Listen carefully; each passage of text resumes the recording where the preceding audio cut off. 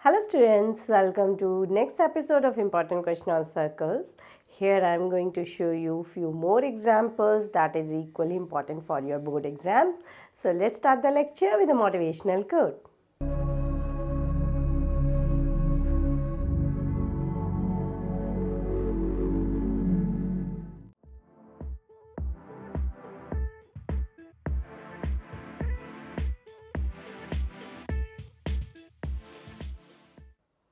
Start करते हैं next question. Prove that parallelogram circumscribing a circle is rhombus. इस question को करने के लिए वैसे तो ये क्वेश्चन आप लोगों ने बहुत बार किया भी होगा and question is not much difficult, but इस क्वेश्चन को करने का मैं आपको एक स्पेशल ट्रिक बताऊंगी कि आप कभी भी कैसे भी इस क्वेश्चन को आराम से सॉल्व कर पाएंगे, कभी भी मिस्टेक नहीं होगी आपको इसको करने में और आप आसानी से इस क्वेश्चन में फुल मार्क्स भी स्कोर कर पाएंगे। सो पैरेललोग्राम सर्कमस्क्राइबिंग अ सर्कल, ये वर्ड मैं आपको पहले भी बता चुकी हूँ।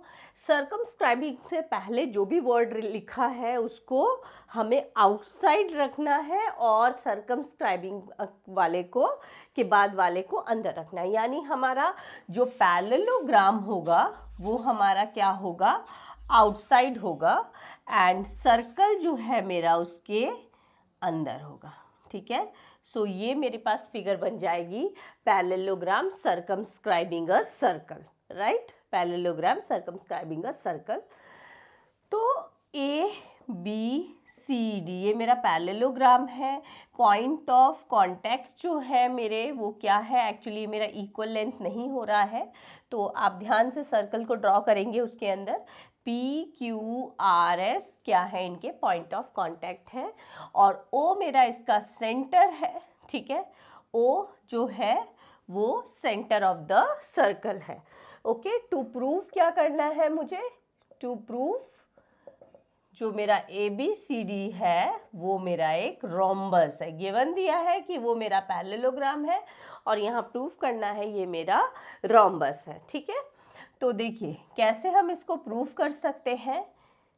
यहाँ पर भी हमारा वही कंसेप्ट लगाना है। हम देख सकते हैं ए एक्सटीरियर पॉइंट है और इसके दो टेंजेंट्स जा रहे हैं, बी एक्सटीरियर पॉइंट है, इसके दो टेंजेंट हैं, सी एक्सटीरियर पॉइंट है, डी एक्सटीरियर पॉइंट है।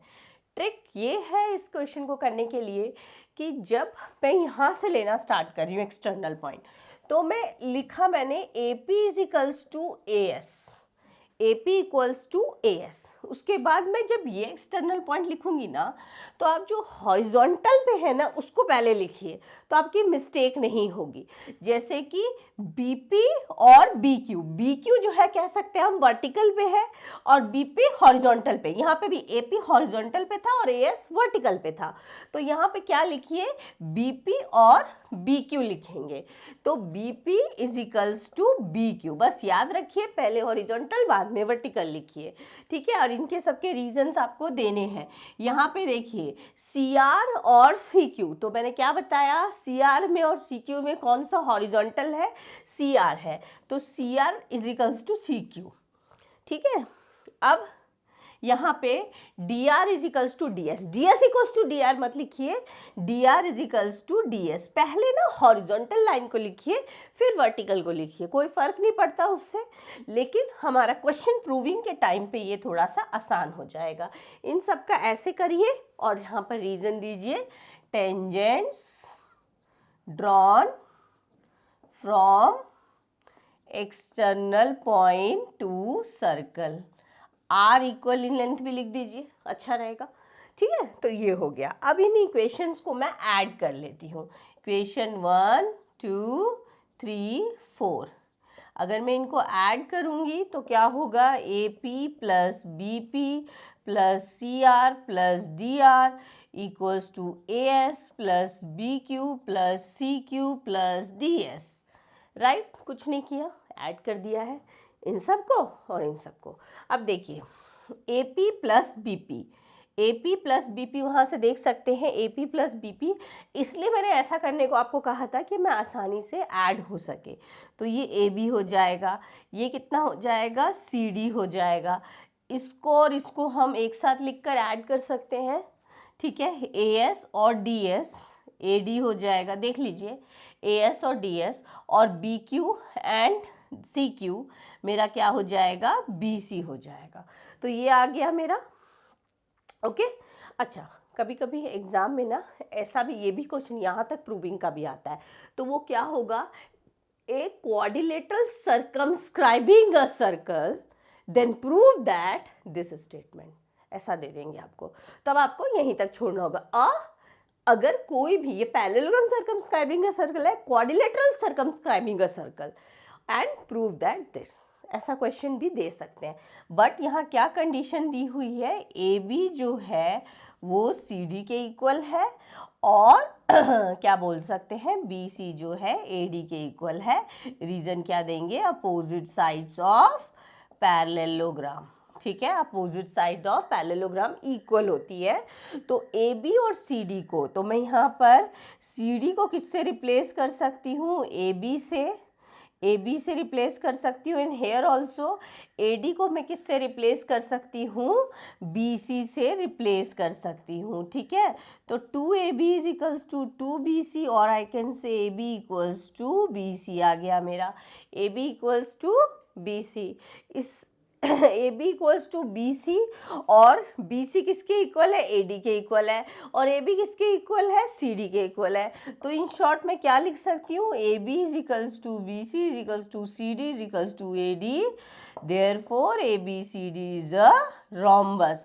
हमें पता है अगर चारों साइड्स किसी भी क्वाड्रिलेटरल की इक्वल हो तो वो रोम्बस होता है। स्क्वायर हो सकता है अगर उसके डायगोनल्स भी इक्वल हो, बट चारों साइड्स इक्वल है तो वो रोम्बस होगा। स्टार्ट करते हैं next question. A circle touches the side of the quadrilateral ABCD at PQRS। पहले एक क्वाड्रिलेटरल बना लेते हैं, कोई शेप नहीं है इसका, कैसा भी क्वाड्रिलेटरल हो सकता है आपका, ठीक है। और ये क्या बोला है, circle touches the sides of the quadrilateral. Circle जो है क्वाड्रिलेटरल की साइड्स को टच कर रहा है, करा दिया जी टच, ABCD, ठीक है।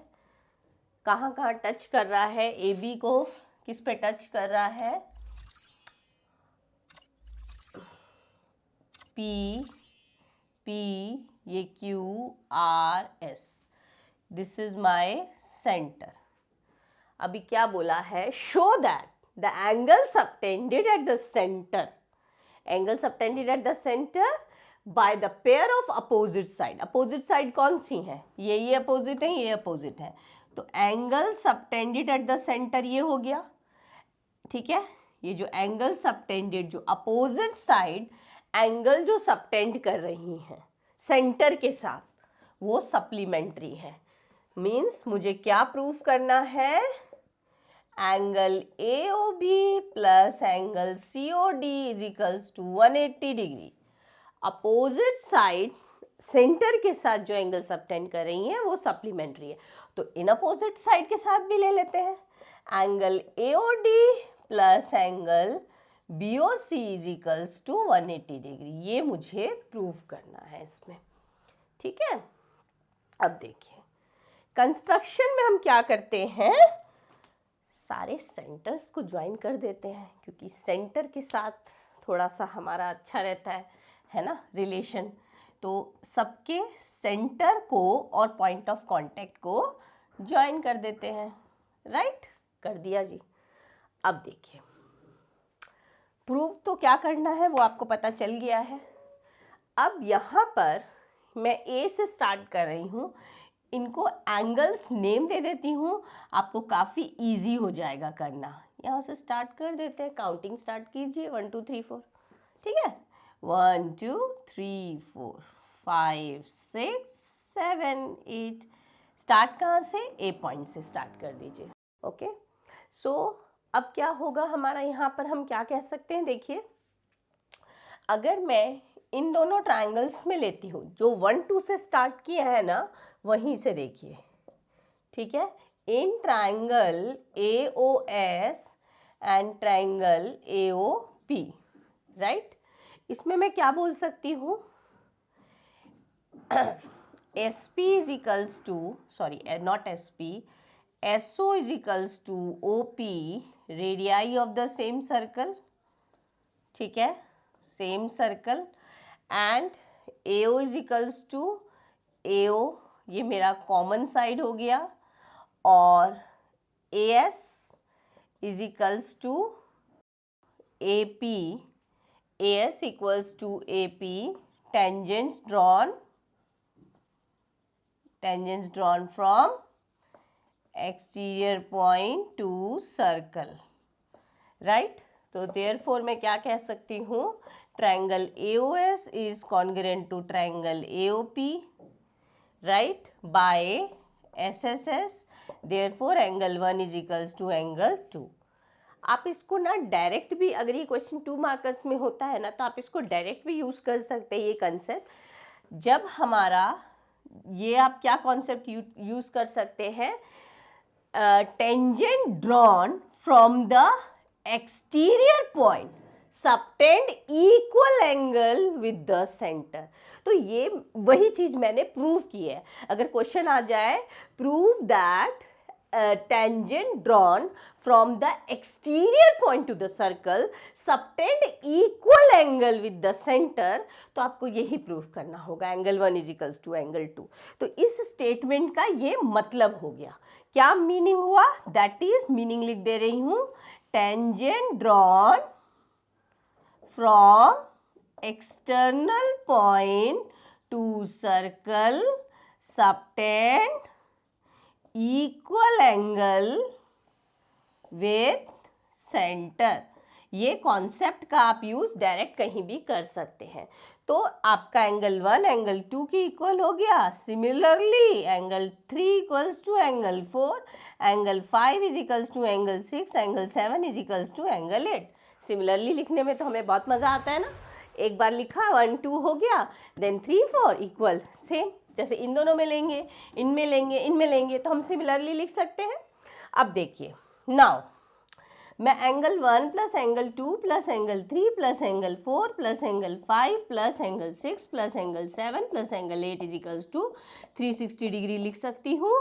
Complete angle. देखिए मैं यहाँ पर ना हर एक चीज़ का रीज़न देती हूँ, तो उस चीज़ को आपको बहुत ध्यान से करना है. अब देखिए यहाँ पे हम क्या कह सकते हैं, एंगल 1 एंगल 2 की इक्वल है. अब जो मुझे प्रूफ करना है, AOB प्रूफ करना है और COD, तो 2 3 काम का है मेरे, और 7 और 6 काम का है मेरे.